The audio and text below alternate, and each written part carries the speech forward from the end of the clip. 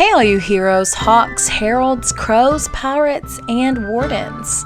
Welcome to the Dragon Age Lorecast, where we unpack, discuss, and galaxy brain about all the lore behind the Dragon Age series. We are so excited to bring you this podcast. Every episode, we'll be talking about a different topic in the Dragon Age universe. From character deep dives to Exalted Marches and Elven Gods, we will cover it all. There will be spoilers. And always remember, swooping is bad.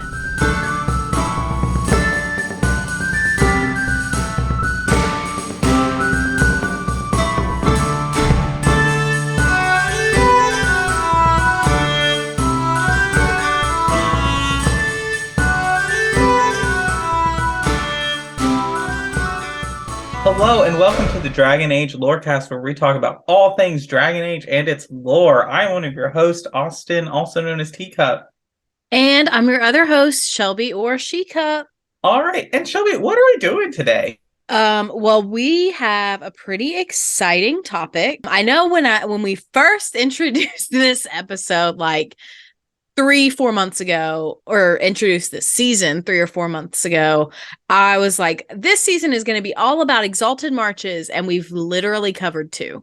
But we're back with another one today, and we are talking about the Exalted March against the Imperial Chantry of Tevinter. Ooh, more Tevinter, yay. You can tell how I feel about Tevinter. Well, you kind of need to, get on board with Tevinter because we're going there in the next game. Yeah, I know. I hate it. I'm sorry. I'm just going to say that. I hate it as a country and I want to see it go away. But maybe my opinion will change in the next game. I'm just going to claim it here and now. It's probably not going to change in the next game. Probably not. And I love Dorian. And I love that he wants his country to be better. But I'm not convinced that it will be better. And part of that is my own, despair and lack of hope for my own country, because the two are very similar. But not what our conversation is about today. Is not Austin's hate for Tevinter. Tevinter is the new Anders. Let's just call it now. Wow, I didn't know you would ever be able to move on. I'm over Anders. He doesn't deserve any more of my attention. Oh my god, that is so dramatic and rude. He's a victim too. Yes, I do know that. Okay. I do know that. I'm just gonna start reminding you of that once a week. Okay. But anyway, let's get into this Exalted March. So it's not really one Exalted March. It's 4 Exalted Marches that are grouped together. They occurred during the Black Age and the Exalted Age. And again, as we've already mentioned, they were called against the Imperial Chantry of Tevinter. So really, if we really want to talk about it, there are 5 Exalted Marches against Tevinter. Yep. So this is kind of how we talk about the Crusades, that there are 4 over several, at least 100 years that happen at different times, but we all talk about them as the Crusades. This is very similar to that there's the Exalted Marches against the Tevinter Chantry.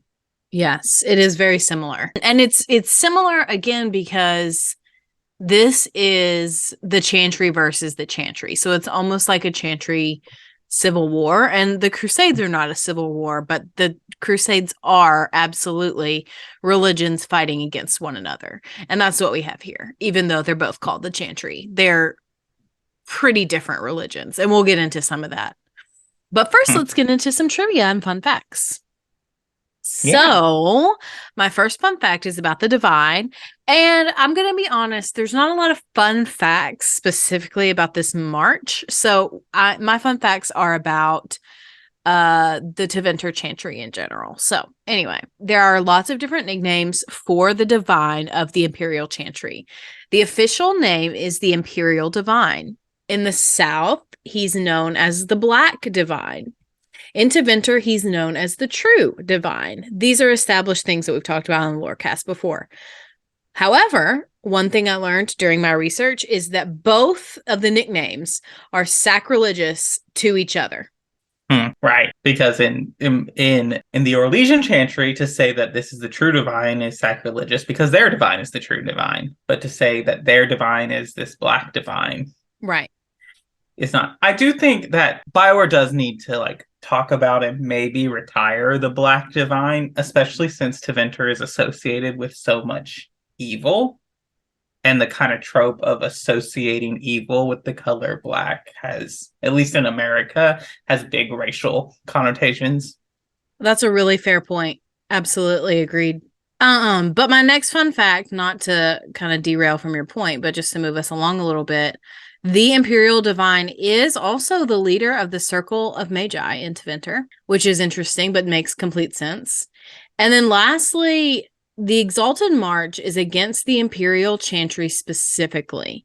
It's important to note that it's not an Exalted March against all of Tevinter, even though I know we just joked about that.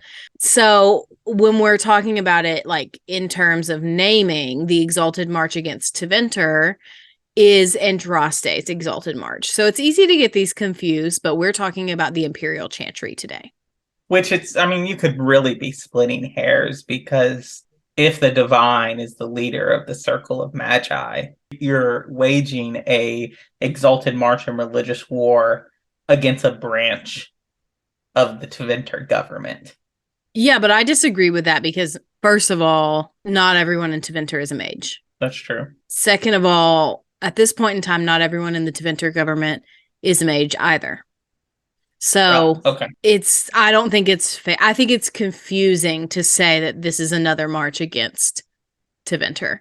I think we do need to be specific, even though the lines do get blurred for sure.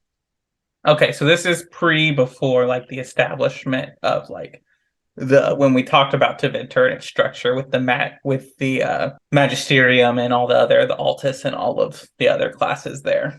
I think the classes exist, but there are still checks on magic at this time is probably the best way to put it, which we will get into at the very end of the episode when we talk about the effects and changes from this Exalted March. So there are two major things that provide background and context and lead up to this Exalted March. The first one is another Exalted March, actually, the Exalted March against Starkhaven. And then the second thing is theological differences. So let's dive into the Exalted March first. So before we get into the 4 Exalted Marches against the Imperial Chantry, we need to talk about Starkhaven. And this is a mini Exalted March. It's not like a big deal. It's small. If you remember from our Free Marches episode, King Phyrus was the ruler of Starkhaven at this time, and he wanted to unite all of the city-states in the Free Marches under his own banner. Do you remember this? Mm-hmm. And specifically under the banner of Starkhaven. At the time, Starkhaven was the largest, most prosperous, wealthiest Free March city. So how does Phyrus's campaign to unite the Free Marches do anything at all with the Exalted March against the Imperial Chantry? Well, this is because Phyrus had friends and allies in none other than Tevinter, and they were supporting and backing him, which suggests to me that he was indeed a puppet king. So ultimately, Phyrus fails completely in his attempt to unite the Free Marches. And at this point, his Tevinter allies betray him, as one could have expected in this situation. In the year 245 glory, his Tevinter allies not only betrayed him, but they usurped him, and they staged a coup and kicked him out of Starkhaven, banned him from the whole city. So the Chantry led an Exalted March to basically reconquer and reclaim Starkhaven from Tevinter. And this occurred in 280 glory, which was, to be fair, over 30 years after Tevinter had conquered it in the first place. So I think at that point, they actually do have a claim. Like, they fought a war, they ousted this guy, and they've held on to it for 30 years. That could be a whole entirely different generation of rulers at that point. But I bring this up because it establishes a pattern of the Chantry being aggressive toward Tevinter. Yes, Andraste led her war against Tevinter, but the Chantry wasn't around at that time. So I don't think until this point the Chantry has a precedent of being antagonistic and aggressive against Tevinter. The Exalted March to Starkhaven is really one of, if not the first major battle that the Chantry took against Tevinter. Yeah, and I think that it kind of tracks with me kind of leading up to this, and I'm so glad that we did this other Exalted March before we did this. The Chantry is just kind of ramping up on a roll of like, if you're not getting on board, we're going to bring down the might on you and I think the time difference is because of the Exalted March on the Dales. That's why they don't deal with it right away, because they're dealing with this Exalted March first, and then they got to ramp up. But they're very much establishing this pattern. If you're not going to get on board with this, if you're not going to get on board with Andrastianism and our vision of power, we're coming for you. Right. And I 100% agree with you. And that's the reason why we're doing this one after the Dales, because the Exalted March against the Dales happens from about 210 to 220 glory, which is about 20 years before the Exalted March to Starkhaven. And so we're doing them chronologically. So yeah, absolutely. They're completely trying to recover from the Exalted March to the Dales because they're completely devastated, not only from the blight that happened a few years ago, and, you know, the elves really sacked a lot of places, including Val Royeaux. So they've got to rebuild. And 25 years after that, they've probably not finished rebuilding everything. All right. So that is the Exalted March to Starkhaven, and just keep that in mind as we continue throughout the rest of the episode. But now I want to get into the theological differences that lead up to these Exalted Marches. Some of these we've talked about before in our Imperial Chantry episode, so I'm not going to go super in depth. Some of them we haven't quite talked about fully yet. The first, probably the most important of all of the theological differences, is the organization of the Chantry, the ecclesiology, if you will. And this is because it forms the foundation of animosity between the Orlesian Chantry and the Imperial Chantry. To go into the history a little bit, Tevinter Archon Hessarian, who, as a reminder, was Archon while Andraste was alive and fighting against Tevinter, converted to Andrastianism 10 years to the day after her assassination and martyrdom. He converts and claims that he heard the voice of the Maker, not Andraste. He claims he heard the voice of the Maker. So he publicly converts, abolishes the religion of the old gods, makes Andrastianism the official religion of Tevinter, and reveals Mafrath's betrayal to everyone. This all occurred in minus 160 Ancient. Now, on the other side, in Orlais, Emperor Cordelis Draken I of Orlais was also converted to Andrastianism. He wanted to unite all of Orlais under the Chant of Light, which he then made his life's mission, and he started work on building the first Chantry building in minus 15 Ancient. In minus 12 Ancient, Draken wrote the Canticle of Exaltations, which is currently a verse and chapter in the Chant of Light.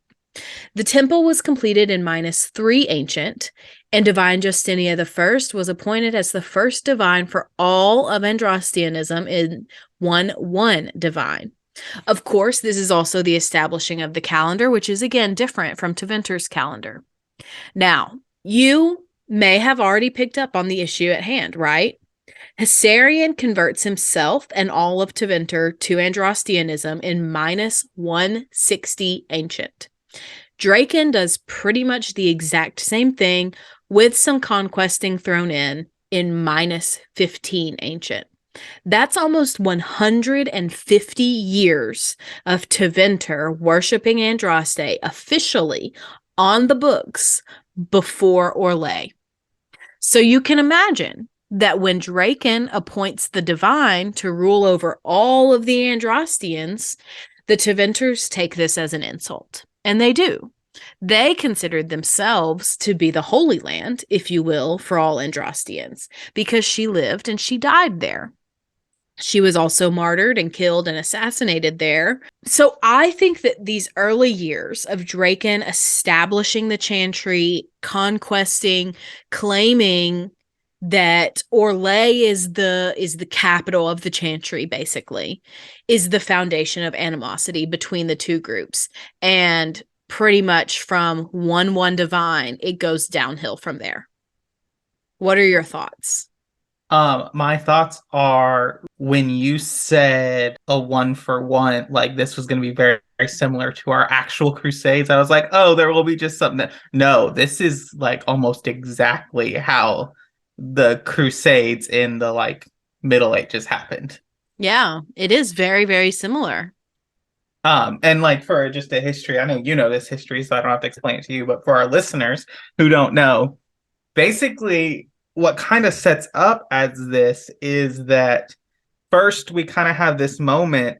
It's both before and kind of during the time, because again, the Crusades are over like at least several hundred years, all four of them, and so there's a lot that happens. But like in the middle of that time, the church splits into what will now become basically the Eastern Orthodox and the Eastern path of the empire, and what we know is the Roman Catholic Church. And so they establish this pope. And then several popes later, they basically say, you know, okay, let's go conquer the Holy Land, where Jews and Muslims have been living for a lot longer, and even Christians have been living for a lot longer. Now, there's a lot of displacement that happens because, and this is way back in like around the 1st century, in 70 AD, there's a big displacement because there's a rebellion that comes up in Jerusalem, and then Rome comes and they sack Jerusalem and everyone's dispersed.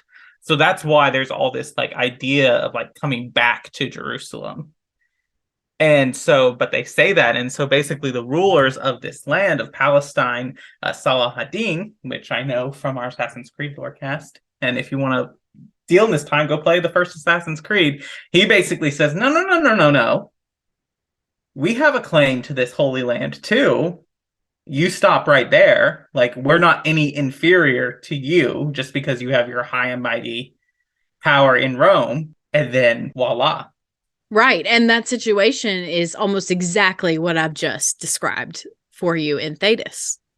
Right. But one of the differences is that there are a lot more theological differences than just that. There are other ones. And the second biggest one, I think, is Andraste's divinity, which I think we've mentioned before on the show, but the Imperial Chantry, they do differ in their beliefs about Andraste's divinity from the Orlesian Chantry. And so the Imperial Chantry believes that she was just a mortal prophet. Anything she did that was miraculous came from her superior talents as a renowned mage. And then on the other hand, the Orlesians believe that she was divine herself and that she was taken to stand beside the Maker when she died. And so also interestingly, the Orlesian Chantry does allow Andraste to be worshipped. They say they don't really worship her, but it's not explicitly prohibited. But the Imperial Chantry does explicitly forbid the worship of Andraste. I know I give BioWare a lot of crap for them saying that the Chantry is not based on Christianity. And I get what they're saying, that they're saying it's not a 1-for-1 comparison. But this is almost exact. Whoever is their consultant or this knows their church history, because this is exactly what happens to the church. I know. And like there are real people in our real world who really fought over these very things with the person of Jesus. Like their names are Arius and the other one whose name I'm blanking on.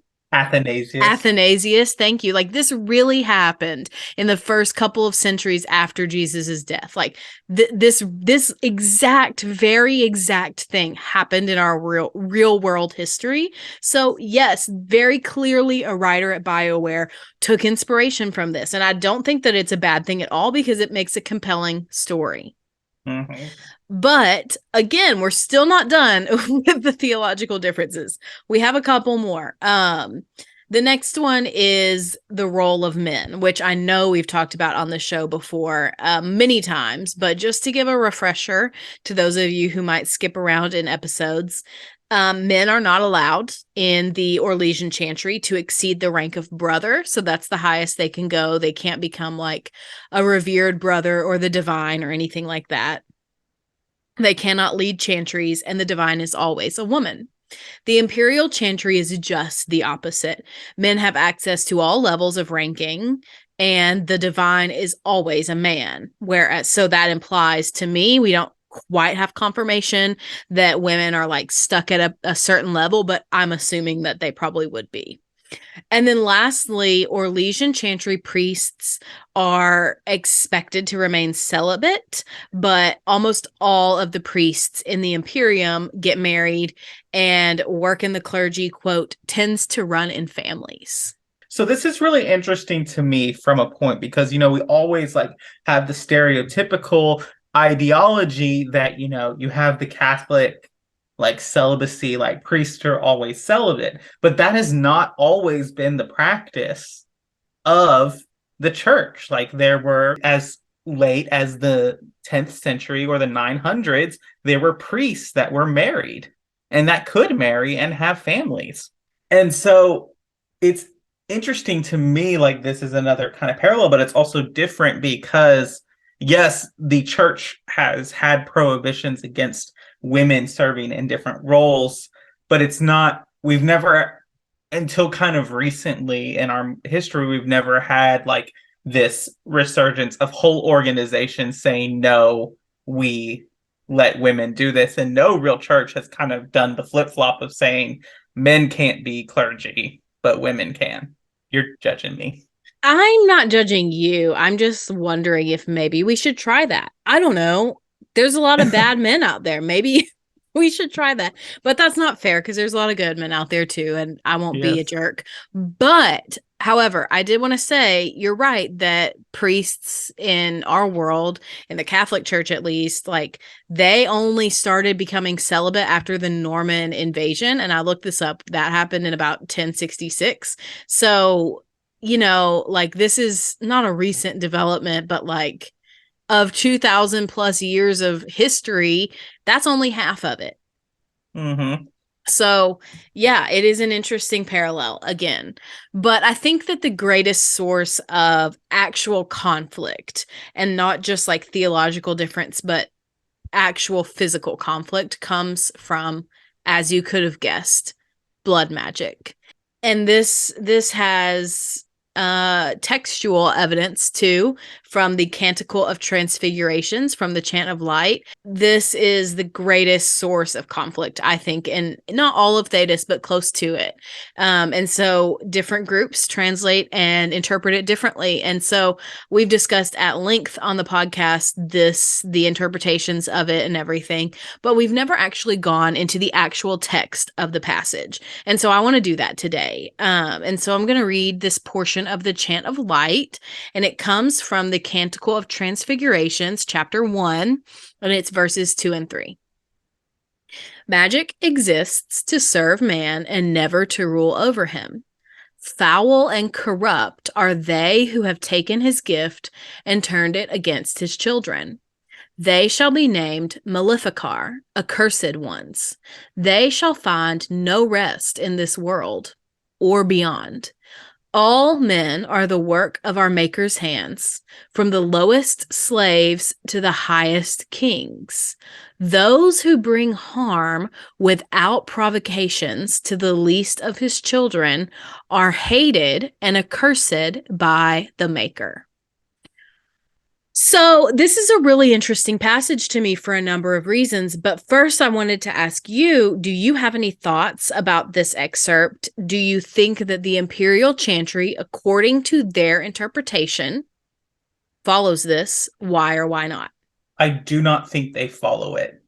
And I'm going to surprise everyone. I think it has nothing to do with blood magic. And I think it has everything to do with slavery. Mm-hmm.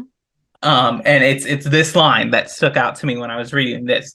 All men are the work of the maker's hands, which we can read, all humans are the work of the maker's hands, from the lowest slaves or to the highest kings. Those who bring harm without provocation to the least of his children are hated and accursed by the maker.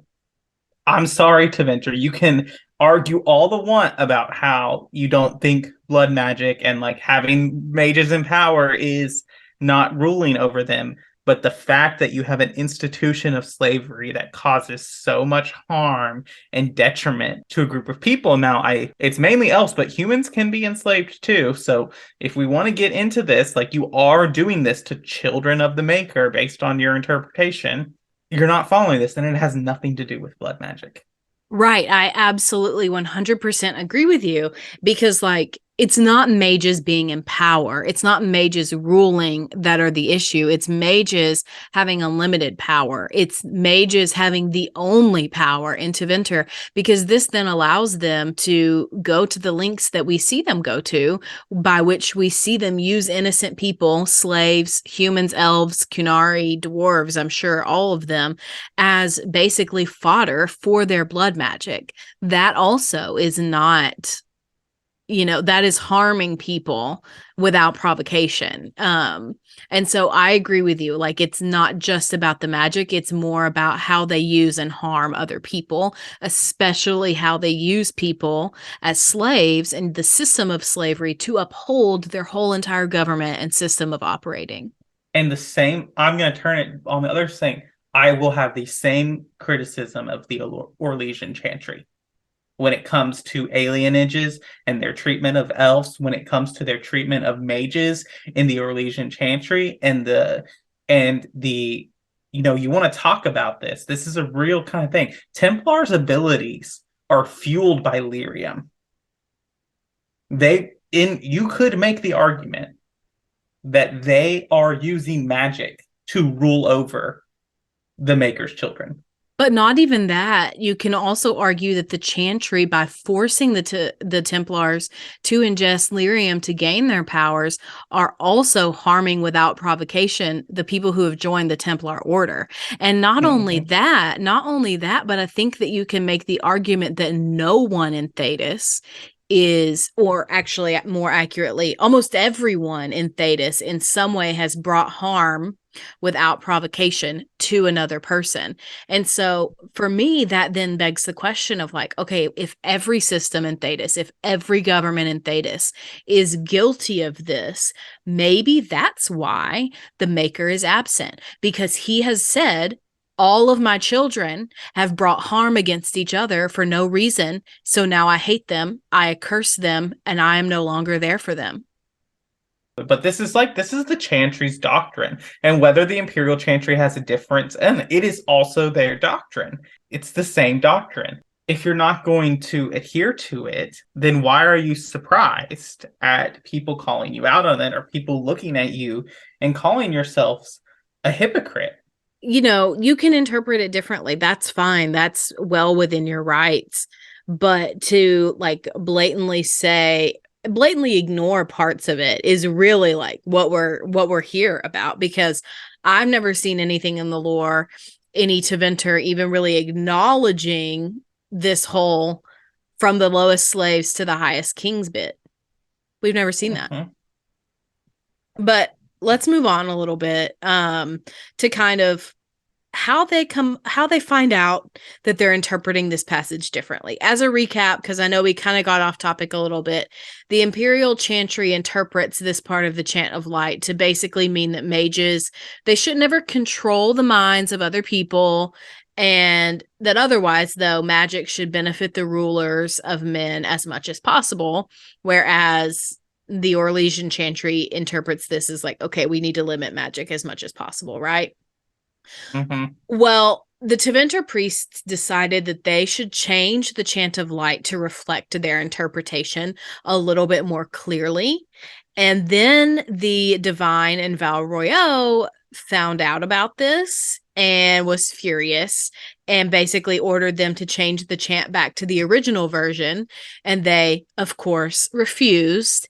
And that's what kicks off everything. And so now I think would be a great time for our mid-break. Yeah, let's get into it. I just want to say again, we have an echo of actual church history before we get to our break, in that this is another thing that, like, there are two, because there's building tension between the western side of the church and the eastern side of the church, and then both elect their own pope, and then those popes excommunicate each other. You know, at this point, I am afraid that BioWare has just kind of come up with this themselves and that they don't know the actual history and it's all just a big coincidence. That would be the most hilarious thing that has ever happened. If anyone knows David Gator or Patrick Weeks or any of these writers who could come up and shed some light into this, I would appreciate it. But let's go to the mid-break. All right.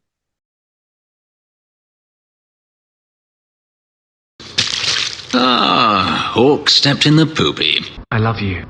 Want a sandwich? All this for me. And I didn't get Alexius anything. Send him a fruit basket. Everyone loves those. So welcome to the middle of the show where we talk about all things with the podcast, but not about the lore of Dragon Age. It's here where we thank our patrons. Thank you to all of our patrons who support us on Patreon, especially our first patrons, who are Lisa M. and Genesis. A special thank you to our Divine Tier patron, Kit. A very, very special thank you to the Nug King, the one and only Lewis H. If you would like to support us on Patreon, you can follow that link in the episode description or go to patreon.com/DA Lorecast, and you can join us there at the various tiers with lots of benefits. If you want to join us on our monthly episode in the show, you need to sign up at the first Enchanter tier or higher. It starts at $20 a month if you want to come on the show with us. But we greatly appreciate all our patrons who support us in whatever way they can. We also really know that monetary support is not something everyone can do. And so there's a great way to support us by just leaving us ratings and reviews. You can leave a 5-star rating and a worded review on Apple, and we'll read it out on a future episode of the show. And also you can now comment on our episodes in Spotify. And so if you leave us 5 stars and leave us a comment on one of the episodes, we will read it out on a future episode of the show. So do we have a Spotify comment to read today? I do, and this one is from Caitlin, and Caitlin says, "This is the best podcast. Quick speaking, to the point, clean enough to play around my kids. Y'all rock. I really hope BioWare has employees and developers that tune in too." Thank you so much, Caitlin. I really appreciate your review. I'm glad that we're clean enough to play around the kids, because sometimes I get concerned. Okay, moving on. It's mostly just patron episodes that are the issue. Let's be real. That's true. That's true. And the last thing is to join our Discord, where you can come and hang out with us. You can follow that link on the episode description, or you can go to our website, tupspodcasting.com, and find the link there. You can come hang out with us in Discord and talk about all kinds of stuff. It's a great place to hang out. Yeah, that's all I got. All right, well, let's get back into it. Up there, giant icicle tits. Tittles. You're looking for titsicles. Oh, that's good. Yes, and it's a real nice night for an evening. You fear barbarians will swoop down upon you. Yes, swooping is bad. All right, so it's time for the march itself, the actual what happens in the real Exalted March, not just what's leading up to it. Unfortunately, this is a little bit different than the other ones we've covered. The other ones we've covered very much had these are the battles we know about. This is tactically what happened, etc. This is the resolution. We don't know all of that information here. So I'm going to present what we do know. And if we end up figuring out more later on after a new game or a new book or show or whatever, we'll do a follow-up. But so in 387 towers, the Orlesian Chantry is this is when they learn that the Tevinter branch was interpreting the Canticle of Transfigurations differently. So this is 387 towers. And like I mentioned earlier, they had actually made changes to the chant itself. As a result, the divine at that time, Divine Joyous II, basically demanded that the Tevinter branch completely abandon their ideas about mage freedom and representation in government. She also demanded that their chantries needed to stop teaching the alternatives, and this happens exactly 1 year into her reign as divine. Tevinter, as one may expect, completely refused the divine's demands. They claimed that all of Val Royeaux was corrupt and that they didn't have to listen to them because of it. So in response, Divine Joyous II labels all of Tevinter as heretics, basically excommunicating the Tevinter Chantry from the Orlesian Chantry. Divine Joyous II is breaking one of the cardinal rules of working in religious organizations, which is don't make any drastic changes in your first year. I don't think that was common knowledge in fantasy worlds back then. That's true. But, you know. Yeah, that is what they say. That is the wisdom. Yeah. But moving on, so she basically excommunicates Tevinter from the Chantry organization. Tevinter's response, to be fair, to give Tevinter a compliment, they are always going to meet the energy that is given to them. Like, somebody attacks you, they're going to attack you. Somebody gives you a compliment, they're going to give you a compliment right back. Like, that's just who they are, I feel. So the Archon at the time appointed Grand Cleric Valhale to be the Imperial Divine. This was a huge deal, as Grand Cleric Valhale was not only a man, but also a mage. And not only was Valhale a mage, but he was the single most prominent member of the Tevinter Circle. So in 399 towers, which is about 13 years later, after all of this kind of starts, Divine Valhale declared an official Tevinter holiday. So everybody got the day off work on the day the Divine Joyous II died. I really hate to give Tevinter slack because I said they may have issues, but I'm going to be fair when it's fair to say this. Divine Joyous II, whoever is advising her, is bad at their job. One, you have to know the context of the people that you're dealing with. For example, if you go into a church and you know that they're really proud of their big screen TV that they spent a lot of money on, and they're really proud of it, and they're looking at it, do not walk in and say, we're going to get rid of the TV. Right. This is not even a church thing. This is not even a religious organization thing. This is a people thing. It's just how people operate. So yes, you're right. Divine Joyous did not know what she was doing. Right.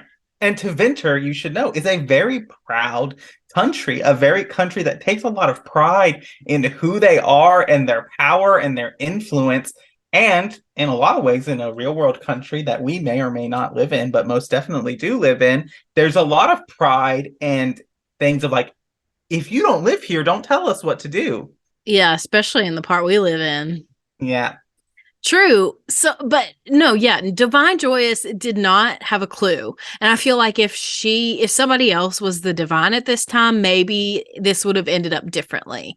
But she basically attacks them in words. What do you expect them to do? Not retaliate? So, they declare this holiday when she dies. It's like a festival, celebrations, whatever. All the other Androstians throughout Thedas are absolutely enraged that Tevinter has the audacity to do this. They are so angry that they name Valhale to be the Black Divine, and that's how this nickname for the Imperial Divine came about. In response, the Orlesian Chantry then attempts 4 different Exalted Marches to eradicate the Imperial Chantry, and they tried to eradicate the entire city of Minrathous. So the 4 Exalted Marches In response to all of this, the Orlesian Chantry then attempts 4 different Exalted Marches to eradicate the Imperial Chantry and the entire city of Minrathous. These 4 Exalted Marches last from 440 Black to 510 Exalted. These attempts do not succeed. None of them succeed. None of them make any real inroads into Tevinter, and they're cut short by the outbreak of the 4th Blight.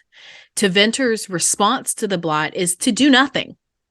They refused adamantly to send aid to the south. And I think this is fair. Honestly, Right. if somebody's been attacking me for 70 years, there's no way in hell I'm going to send them help. God forbid that the 6th Blight starts in Parvalin. Well, Parvalin's also an island, so that would be pretty unlikely. Right. But anyway, what I'm saying is like the reading around doesn't really like paint the picture of like how devastating this is, because we know that a lot of the 4th Blight takes place over in the Free Marches, right? Like the final battle is over in the Free Marches. Yeah, well, it's kind of split between some of it happens in the Anderfell, some of it happens in the Eastern Free Marches, some of it happens in Antiva. Right. So you have now the Grey Wardens are headquartered in the Anderfells. Let's play geography. What stands between eastern half of Thedas and the Free Marches and the Anderfells? Well, Tevinter. Orlais is there too. But, you know, like the Anderfells are more north than Orlais. Mm-hmm. You have now, where the Blight is strongest, you have now cut them off from each other because there's this huge landmass and people that just refuse to do anything about it. Yeah, it's not the smartest decision. But it's interesting to me that, like, this continues for so much longer after Divine Joyous dies. Like, she dies in 399 Towers, and this happens in the Black and Exalted Ages. So it's not just her, it's other divines too that are doing this. Mm-hmm. And I understand the viewpoint of like, okay, we need to make sure these people, like, if we're gonna be aligned with them as an organization, like, we need to make sure we're all on the same page on our belief systems. I understand that. But as per usual, they just take it to an unnecessary level. Mm-hmm. But unfortunately, the sad part of it is that we don't have a lot of information about what exactly the rest of these Exalted Marches looked like. We don't have any information about any specific battles, or if there were multiple battles, how long they lasted. Basically, we just know that they do exist, that they did happen, and what led up to them, and what the aftermath is. So hopefully we get more information when we go to Tevinter about maybe some locations the battles happened and things like that. Well, I'm hoping for it being set in Tevinter that we get a lot of Tevinter history. Yes. Codexes, kind of like we did with, we got a lot of Kirkwall history in DA2, and we got a lot of Ferelden history in Dragon Age Origins.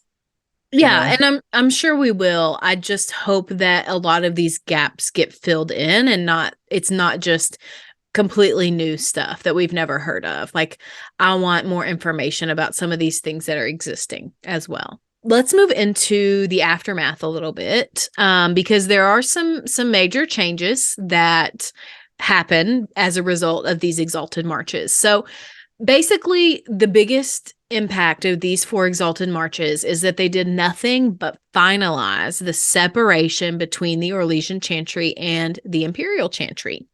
There's no hope for reunification between the two. Even today, there is no hope that these two will be reunified. So they will be separate forever.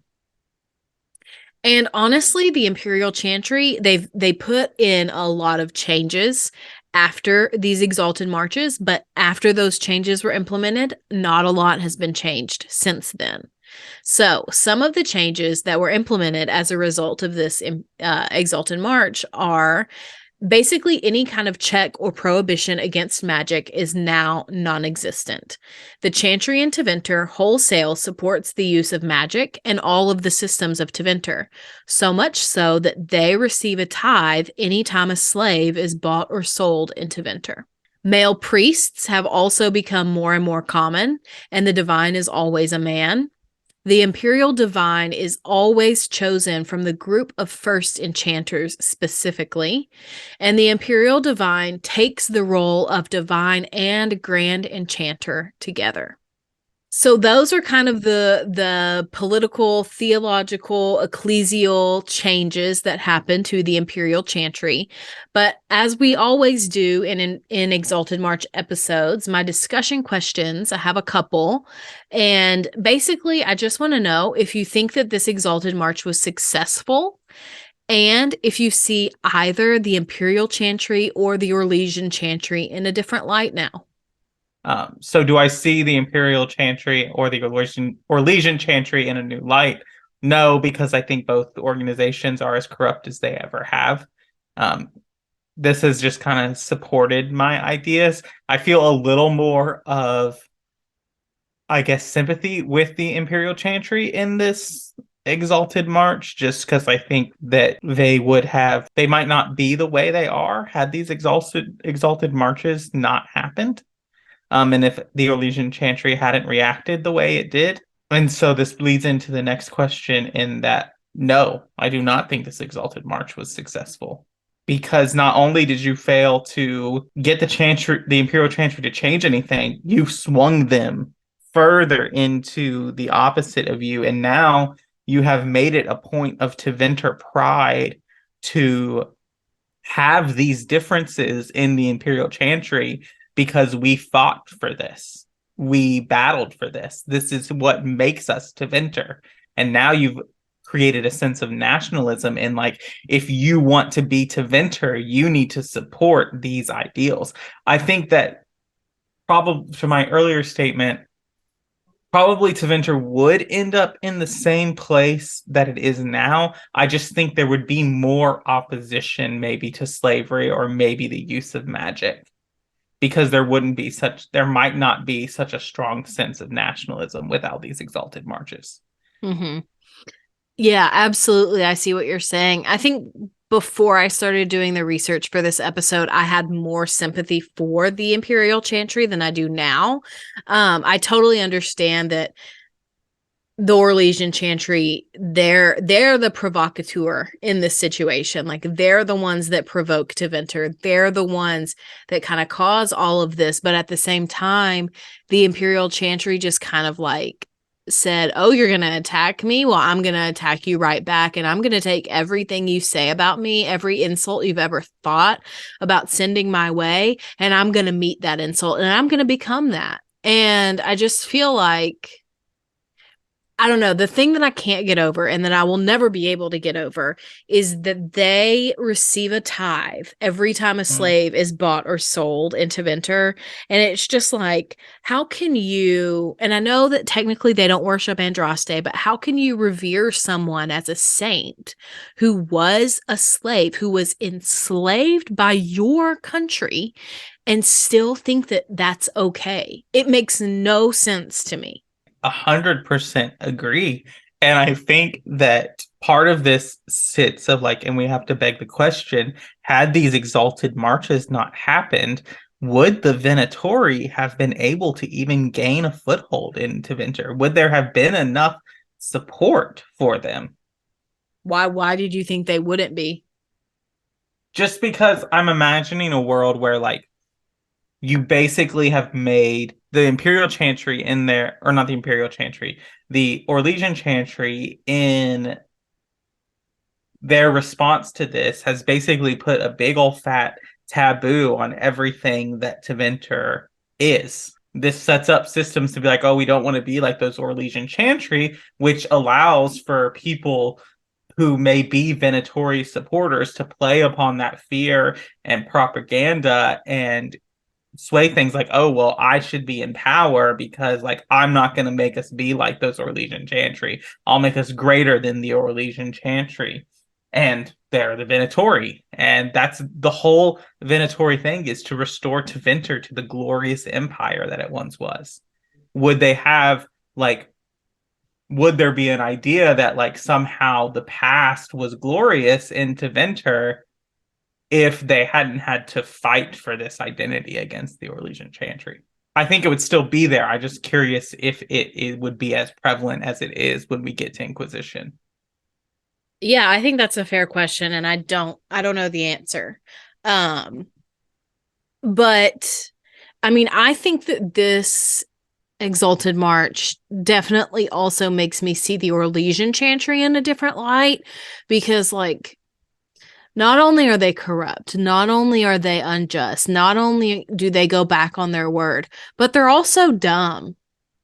Like, they also are bad tacticians, and I know that it's different people over the years. It's not always like the same group of people, but, like, come on, at least have one thing going for you. Okay, I'll take it back. They have some cool robes, but, like, is that it? That's all you really got?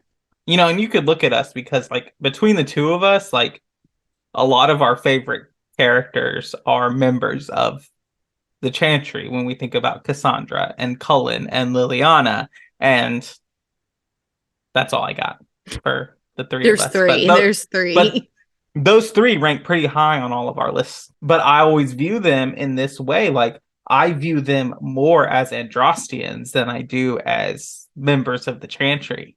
And I think that there's a difference there.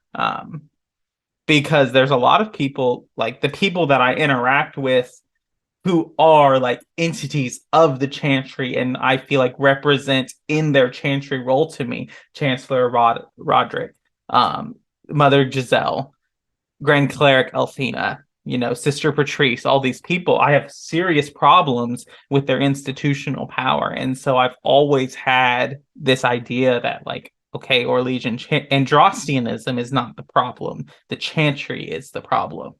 110% agreed. Maybe I think that statement should be the, like, tagline motto of our podcast. We don't hate Androstianism, but all my homies hate the Chantry. Do you have anything else to add about the Chantry, this Exalted March, before we get into our side character? The Chantry is the worst. Is that it? Yeah, that's it. Yeah, fair.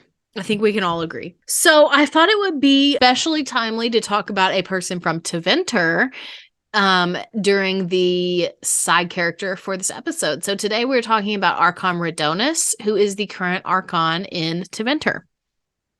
Ooh. Yes. So, which, if you've read the comics, he appears very often. So, well, let's just dive right in.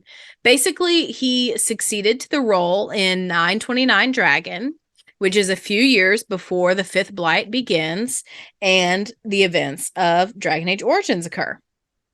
Rhodonis specifically appears in two places, which is Magekiller, the comic, and in Inquisition. So in the Magekiller comic, Rhodonis uses a slave named Flavius to lure out Marius, who is a famous mage assassin, hence the name of the comic, Magekiller.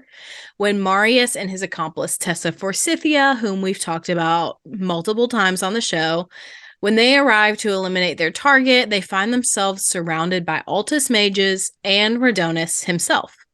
Rhodonis says that he wants to discuss who Marius and Tessa will kill on his behalf.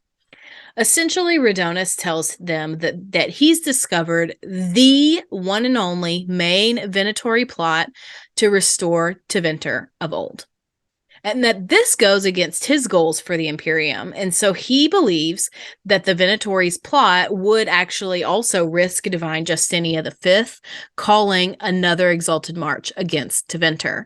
And he doesn't want to do that because he knows that they wouldn't survive that. Or this is because they would then have the Orlesian Chantry attacking them from the south and the Kunari attacking them from the north. And Rhodonis realizes that this is not something they just wouldn't be able to survive it. And so, because many of the Venatori are magisters and prominent mages, Rhodonis also knows that he cannot strike at them directly, so he sends Marius and Tessa to kill these Venatori. 3 out of the 4 of Rhodonis' targets are killed, but Marius refuses to kill the last one, who is Calpurnia. Oh. And then in Inquisition, Rhodonis requests the aid of the Inquisition in removing a Venatori cohort operating along the Tevinter Imperium's border of Navarra, and that he felt like the presence of Inquisition troops operating so close to the border would be less obvious and less of a big deal than, obviously, soldiers of Tevinter. This request is complicated by the fact that the King of Navarra is requesting the exact same favor, and they each want the Inquisition to declare they're doing it as a favor to each nation, but they don't want the other one to know, obviously. So the Inquisitor basically can choose to help Rhodonis or King Marcus of Navarra, though a human Inquisitor can actually use their family connections to keep both nations placated. And if Josephine Montillier is asked for her opinion, she says that helping Rhodonis will be more rewarding because gaining the favor of the Tevinter Imperium is difficult. And because of King Marcus's age and poor health means that he's fixing to die and that he'll leave the throne of Navarra to his heirs pretty soon. So, I feel like the game kind of implies that you should choose Rhodonis in this war table mission. But yeah, so those are really the only 2 major places we see Rhodonis in Magekiller, in Inquisition. And then we also know one little fun fact about him is that he loves cats, like a lot. So yeah, that's Rhodonis. I think this is interesting because he's the current Archon of Tevinter. So it'll be curious to see when we go to Tevinter if I hope we at least get some kind of mention of what's going on.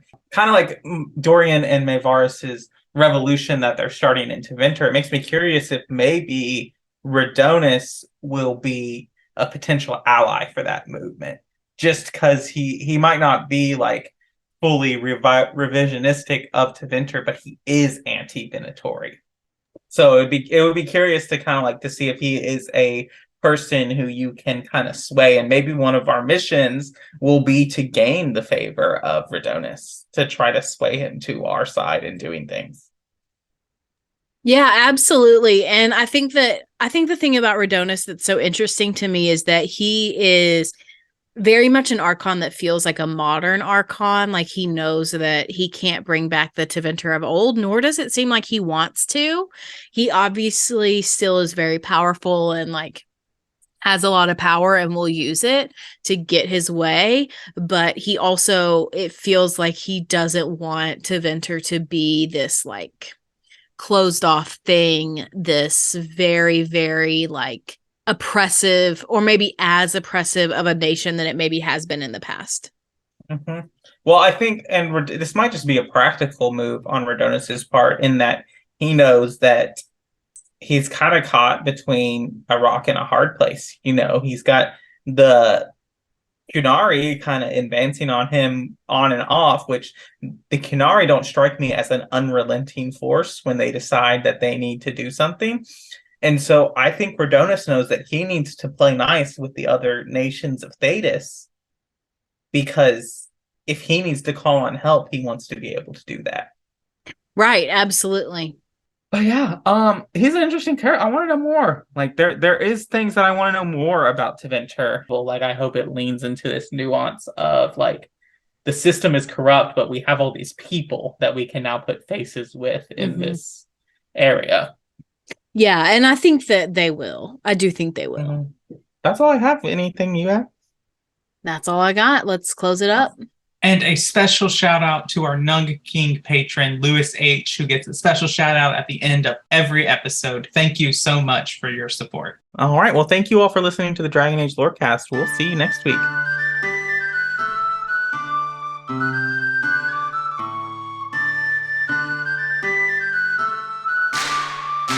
Thanks for listening to the Dragon Age Lorecast. You can find us on Twitter at DA Lorecast.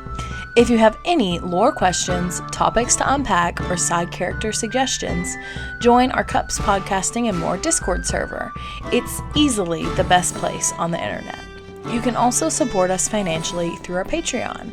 You can find us there on patreon.com/DragonAgeLorecast. The Dragon Age Lorecast is part of the Robots Radio Network. For more information about the Robots Radio Network, join the Discord server via the link in our episode description. If you enjoyed the show or learned something new today, please subscribe, leave us a review, and join the Patreon. And if you enjoyed our intro and outro music, give a big thank you to Pipeman Studios. Thank you, Pipeman. Thanks again for listening to the Dragon Age Lorecast. We'll see you next time.